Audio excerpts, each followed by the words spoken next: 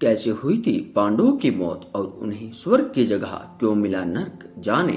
महाभारत युद्ध में एक तरफ जहां धर्म का पालन करने वाले पांडव थे, तो वहीं दूसरी ओर अधर्म की राह पर चलने वाला दुर्योधन खड़ा था। महाभारत के युद्ध में पांडवों ने कौरवों को परास्त कर दिया था, लेकिन क्या आप जानते हैं, मृत्यु के पश्चात पांडवों को नर्क में स्थान मिला और दुर्योधन स्वर्गलोक को गया। पांडवों में सिर्फ युधिष्ठिर ही थे जिन्हें स्वर्ग प्राप्त हुआ था। आइए जानते हैं आखिर पांडवों को कौन सी गलती की वजह से उन्हें नर्क मिला। महाभारत युद्ध के बाद युधिष्ठिर हस्तिनापुर के राजा बने।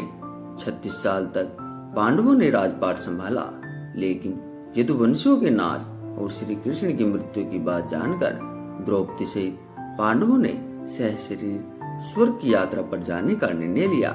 युधिष्ठिर ने सारा राजपाट अपने प्रपौत्र परीक्षित को सौंप दिया और निकल पड़े स्वर्गलोक की यात्रा पर।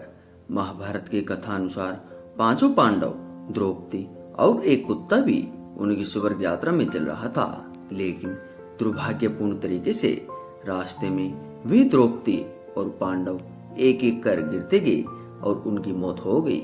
ग्रंथ के अनुसार सबसे पहले द्रौपदी की मौत हुई, क्योंकि वह अपने अन्य पतियों की तुलना में अर्जुन को अधिक प्यार करती थी।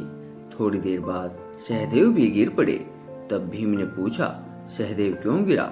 युधिष्ठिर ने कहा, सहदेव बुद्धि पर काफी घमंड था। कुछ देर बाद नकुल भी गिर पड़े।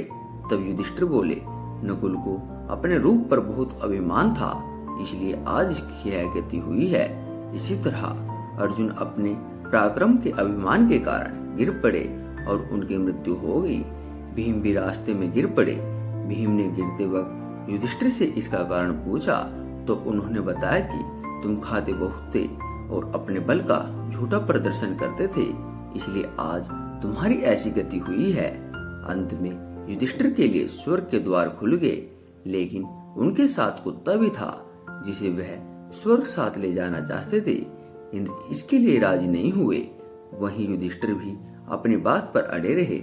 आखिर में कुत्ते के रूप में यमराज अपने वास्तविक रूप में प्रकट हो गए। फिर युधिष्ठिर सहशरीर स्वर्ग चले गए।